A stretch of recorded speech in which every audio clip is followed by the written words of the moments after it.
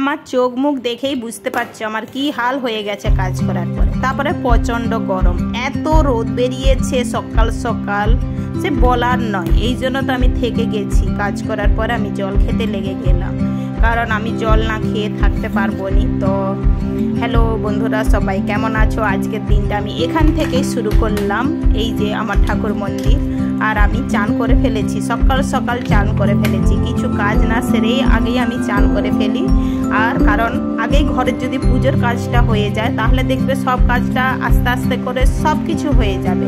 সেই জন্য আমি পুজোর কাজ করে ফেললাম। করে ফেলার পরে এই যে আমি চললাম, আমার দেখতেই পাচ্ছ ঘরের সমস্ত কাজ পড়ে আছে, কোনো কিছুই সারা হয়নি। আর এইখানে আমার বাথরুমে সব বাসন কোসন সব পড়ে আছে। কিন্তু আগে আমাকে ছাদকে যেতে হচ্ছে কেন? কারণ আমি মোটর চালিয়েছিলাম আর মোটরের ট্যাঙ্কি ভরে গেছে। এই ট্যাঙ্কিটা না, এটা একটা ছোট ট্যাঙ্কি, আর একটা ট্যাঙ্কি আছে সেটা ভরে গিয়েছে। কারণ কালকে আমরা ট্যাঙ্কি চালিয়েছিলাম মোটরটা, কিন্তু কালকে অনেক টাইম আমার ছেলে মোটর চালিয়েছে আর আমারও মনে নেই, আমিও ভুলে গিয়েছি। সেই জন্য ট্যাঙ্কিটা অলরেডি ভরে গিয়েছে। আর নিচে আমাদের মোটরের সুইচ, সেই জন্য আমাকে নিচে এসে মোটরটা বন্ধ করতে হবে। আর সেই জন্য আমিও ভাবলাম যে ডাস্টবিনটা তো বাইরে পড়ে আছে, ডাস্টবিনটা নিয়েই চলে এসি।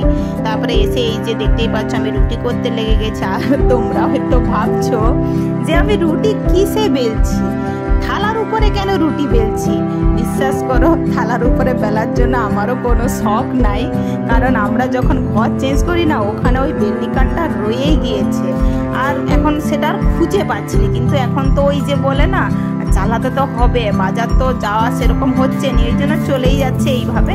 একদিন বাজারে গিয়ে কিনে আনবো। তারপরে এই যে বললাম ঘরের সবাই সমস্ত বেরিয়ে চলে গেছে। তারপরে আমাকে আস্তে আস্তে করে কাজ নিপটাতে হচ্ছে। আর এই গাছগুলোতে না একদমই জল পড়েনি, প্রত্যেক দিন জল দিতে হয়। আর প্রত্যেক দিন জল না দিলে গাছ শুকনো হয়ে যায়, যেহেতু এখানে প্রথম থেকেই রোদটা পড়ে যায়।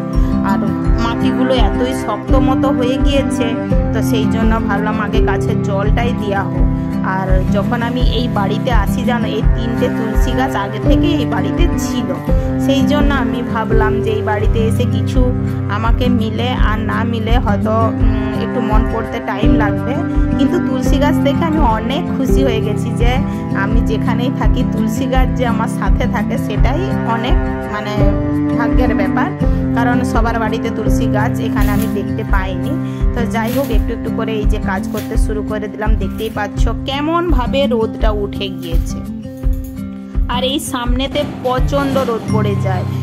এই ঘরটা শীতকালের পক্ষে খুবই ভালো, কারণ ছাদে যেতে হবে না শীতকালে।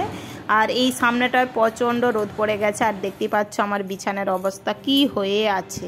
সেই জন্য বিছানার সব গোছগাছ করতে লেগে গেলাম। আর কম্বল আমাদের বেরিয়ে গিয়েছে, কারণ ভোরবেলাতে একটু ঠান্ডা লাগে, পাখা চালালে, পাখা তো না বিনা তো থাকাই যাবে নি।